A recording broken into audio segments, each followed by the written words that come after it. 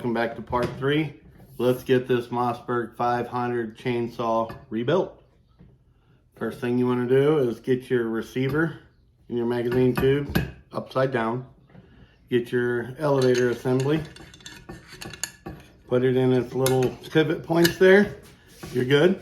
Get your bolt, the flat part, because it's kind of got a rounded nub up here. There's your bottom. Bottom goes towards the bottom of the gun, which would be up for me, the way I'm doing this one. Here's the tricky part. You have to line that bolt up about in the center there to get the plate to fit. But before we go that far, let's get our forearm on it, or fore end on it. You gotta line up the action bars, get them in there, get them all the way in there. And then those action bars, let me take it back out, have these little nubs right here, right there. This plate is gonna ride right in there. That's what moves the bolt and everything forward. So let's put your fore end back in it. And you gotta kind of work them. Once you get them in there, it can be kind of a pain in the ass. There you go. Because when you put it in, you have to bring the action bars to the top of the gun to get it to seat in there. About there, I got everything lined up. I'm gonna take this plate just like this, drop it inside there, and I am set. And I know that because when I move the fore end, I can see the bolt moving. We will go straight to our cartridge interrupters. The one with the nub goes to the ejection port side. They don't snap in, they just sit in there.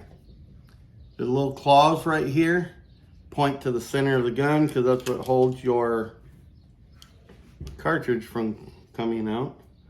And then you'll have to hold them. Like I said, they don't snap in, they just fit there. You will need your trigger assembly. Front side in first. These can be kind of a little bit of a pain getting everything to line up. There we go. Let me get my pen. Put it in there. There are springs inside the trigger group that will hold that just like that. And then I am going to put on the pistol grip itself.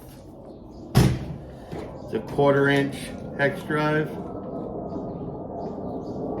I just hand tighten it, a little bit of torque to it, so it don't go anywhere.